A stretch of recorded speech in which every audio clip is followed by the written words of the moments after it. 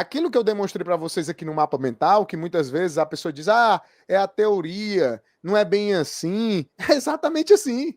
Eu demonstrei para vocês a SRF de uma empresa. É exatamente assim. Agora, óbvio, onde é que mora o grande segredo, né? Onde é que mora o grande desafio?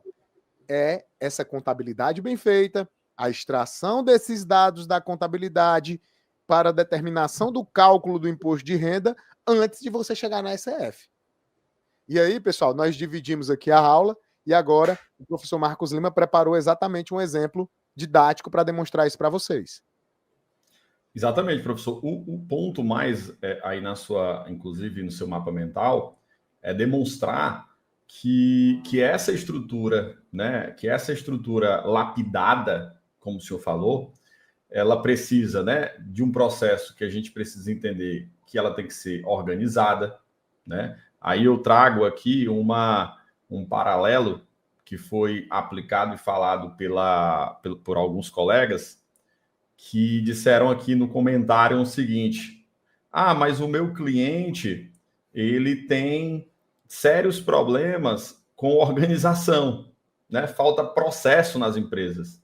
Tudo bem, então vou trazer para cá essa narrativa, né? Falta processo nas empresas, falta o que nas empresas? Você já parou para mapear o que é que falta nas empresas? Né? Entender exatamente essa sistemática, é processo, né? É documento organizado. Você já ofereceu... Oi? São pessoas, né? Às vezes também são pode ser, pessoas, né? Você já ofereceu alguma consultoria para ajudar? E digo mais, tá? E eu vou dizer, assim, sendo bem duro, né? Essa desculpa de dizer que são processos ineficazes dentro de uma empresa, o que pode ser também é a falta do bom senso de você oferecer um novo produto para esse pessoal. De você entender que você também pode ajudar e, portanto, você pode aumentar seu ticket de venda do processo contábil ali dentro.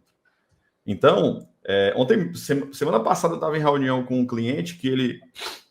eu quero aplicar contabilidade, a gente, beleza, vamos aplicar contabilidade, mas vamos fazer o seguinte, vamos implantar um sistema financeiro, eu vou te ajudar a implantar esse sistema financeiro, eu vou te explicar exatamente como tem que ser organizado, e eu vou integrar esse sistema financeiro com a minha base. Professor, o tanto de tecnologia que nós temos hoje é desculpa dizer que o cliente é desorganizado. Tá? Perdão se eu estou sendo muito duro, mas o tanto de tecnologia barata, isso vale ressaltar que um sistema financeiro não é mais do que R$150, sem dúvida. Tá? Que gera uma planilha de Excel que importa para o seu sistema de retaguarda. Acabou-se. Tá? E uma conciliação financeira ela é muito tranquila de ser feita desde que você explique isso. Esse cliente ele tende a melhorar, a aumentar, você vai... Porque nós contadores, professor, diferente dos advogados, daí regra, nós contadores, eu costumo dizer que nós levamos o cliente para o coração, tá? Então, assim, se o cliente está mal, o contador também está mal da cabeça, ele fica triste. Então, ele não consegue dormir porque ele orientou para o cliente uma coisa e ele fez outra. Nós, contadores, temos esse problema, e eu diria que é um problema emocional, tá? Então, como a gente resolve? Trate tudo isso com profissionalismo. Ponto. O processo é esse. Não seguiu? Tá tudo bem. Você vai aplicar a contabilidade do mesmo jeito, só que com ressalvas, com a carta de responsabilidade de administração e bola para frente. Né? Então, esse entendimento é a maturidade da contabilidade. Então, alinhamento com a documentação. Então, eu alinhei o meu procedimento com a documentação. Eu respeito a essência dos fatos. Isso é importante, porque eu preciso analisar os fatos que estão sendo gerados. Eu respeito para entender se essa despesa é dedutível ou não, inclusive com muita similaridade com a reforma tributária, lá no artigo 57 da Lei Complementar, para entender se, de fato, as despesas são da empresa ou são da pessoa, né? Isso é muito importante. E quando você entende isso, você tem esse nível de organização. E se as receitas elas são tributáveis ou não. Então, quando eu entendo esse escopo, e eu olho muito isso, professor, para o livro do Pegas, né? Olhando para o manual da contabilidade tributária, quando a gente visualiza isso operacionalmente, basicamente esse movimento. Basicamente esse movimento. Então, assim, pessoal, essa estrutura contábil que o professor citou, que vem receitas, custos, despesas e a gente chega no resultado antes da apuração do imposto de renda, ela é contabilidade pura. Acabou-se. Agora eu vou pegar esse modelo de cima e olhar para o balancete. Então é em cima desse modelo que a gente vai trabalhar agora, olhando para o balancete, tá? Então, nós estamos agora acessando o balancete. O balancete é esse aqui, que basicamente ele vem organizado. Eu peguei um recorte de um período, né? Olhando para uma empresa, comercial e de prestação de serviços, olhando para um período especificamente, que é o mês 12, para não alargar muitos números.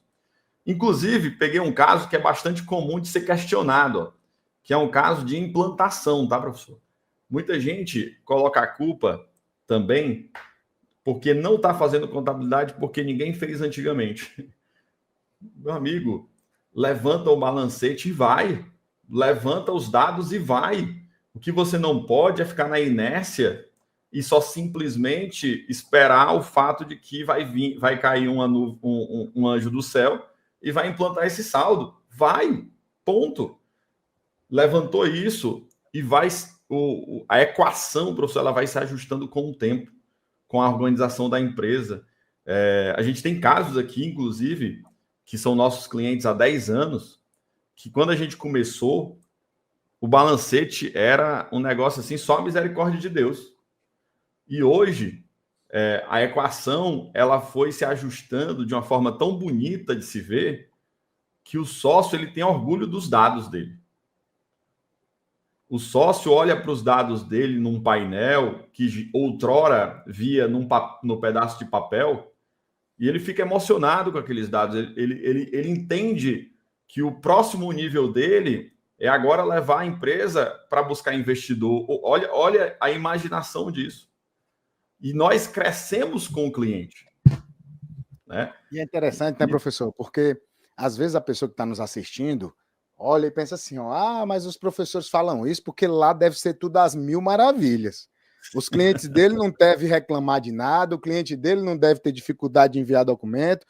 Pessoal, muitas, eu não vou dizer 100%, tá, professor? Porque seria até desmerecer nossas iniciativas em outros momentos. Mas muitas das soluções que nós trazemos aqui com relação a cursos, treinamentos, consultoria, são oriundos de consultorias, são oriundos de trabalhos, são coisas que são desafios que aparecem para a gente por conta dos nossos clientes, aí a gente apanha, a gente testa, a gente valida, a gente faz, a gente desenvolve tecnologia, a gente discute sobre tecnologia, a gente pensa ferramenta, a gente pensa solução, aí depois que funciona, que a gente vê que está rodando, a gente, cara, vamos montar um treinamento sobre isso aqui, vamos ensinar isso aqui. E é por isso que funciona, é por isso que dá certo, é por isso que as pessoas sabem que aqui a gente ensina de verdade na prática, né? E é muito legal isso, professor, porque a pessoa que está pensando que, o cliente, rapaz, eu vejo, a gente tem muitas reuniões, eu e o professor Marcos, que a gente vai juntos, né?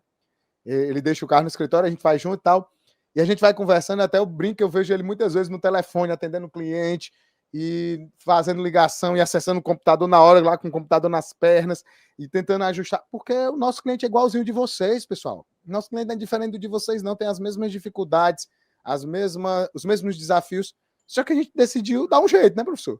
E é isso que a gente está tentando trazer para vocês aqui, essa mentalidade de dar um jeito, mas ser pago para isso. Não é trabalhar de graça, filantropia. Você tem que aprender, você tem que entender que cobrar por isso também é uma competência que você precisa adquirir, tá?